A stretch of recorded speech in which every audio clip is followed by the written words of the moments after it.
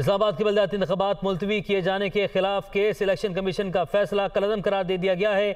Schedule के मुताबिक इंतखाबात करवाने का हुक्म जारी कर दिया गया है। अब से कुछ देर पहले ये फैसला महफूज किया गया था और अब ये फैसला सुना दिया गया है। इस्लामाबाद के बलदियाती इंतखाबात मुलतवी किए जाने के खिलाफ केस है। इलेक्शन कमीशन का फैसला कलअदम करार दे दिया गया है और इसके साथ साथ शेड्यूल के मुताबिक इंतखाबात करवाने का हुक्म जारी कर दिया गया है।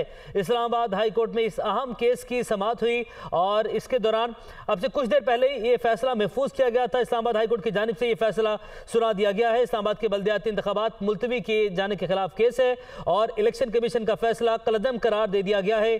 शेड्यूल के मुताबिक इंतखाबात करवाने का हुक्म जारी कर दिया गया है। इस्लामाबाद हाई कोर्ट की जानिब से अहम फैसला सुनाया गया है। इस्लामाबाद के बलदियाती इंतखाबात मुलतवी किए जाने के खिलाफ केस है, उसकी समाअत हुई जिस पर अब से कुछ देर पहले इस्लामाबाद हाई कोर्ट ने फैसला महफूज किया था। इलेक्शन कमीशन का फैसला कलअदम करार दे दिया है। मोहम्मद इमरान हमारे साथ मौजूद हैं। मोहम्मद इमरान, बताइएगा, फैसला महफूज किया गया था, फैसला सुना दिया गया है और इलेक्शन कमीशन का फैसला कलअदम करार दिया गया है।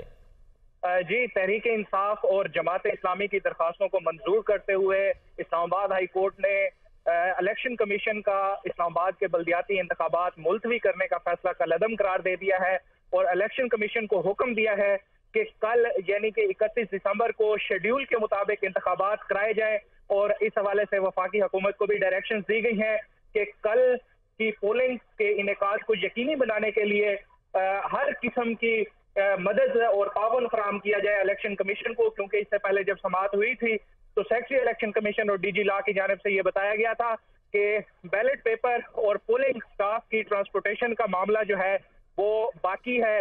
तो इस पर अदालत की जानिब से ये रिमार्क सामने आए थे कि आप 10 की जगह 50 बंदे लगाएं, अफरादी कुव्वत वफाकी हुकूमत से लें और जो है चीज़ों को यकीनी बनाएं। अब अदालत ने अपने मुख्तसर फैसले में ये हुक्म सुनाया है, तहरीक इंसाफ और जमात इस्लामी की दरखास्तों को मंजूर किया गया है और इलेक्शन कमीशन का बलदियाती इंतखाबात मुलतवी करने से मुतल्लिक जो फैसला था उसको कलअदम करार दे दिया गया है। इसके बाद जैसे ही फैसला सुनाया गया है तो तहरीक इंसाफ के जो बलदियाती उम्मीदवार हैं वो कमरा अदालत से बाहर निकल कर उन्होंने जश्न मनाया। PTI के रहनुमा अली नवाज अवान जो इस केस में दरखास्त गुजार भी थे वो भी कमरा अदालत के बाहर मौजूद थे और अपने हामियों के साथ वो जश्न मनाते हुए यहाँ पर नजर आए।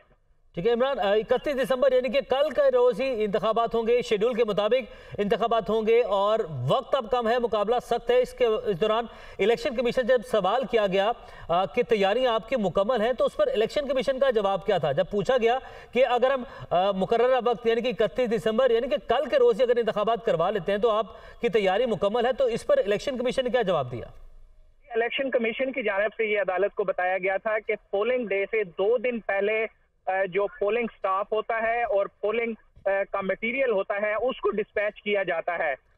तो इस पर अदालत की जानिब से ये कहा गया था कि जो इस्लामाबाद का लोकल एरिया है वो ज़्यादा से ज़्यादा कितना दूर होगा, तो इसलिए ट्रांसपोर्टेशन के लिए वफाकी हुकूमत से मदद लें। जहाँ पर 10 बंदे लगाने हैं वहाँ पर आप 50 लगाएं और इंतखाबात का जो इनेकाद है इसको यकीनी बनाया जा सकता है।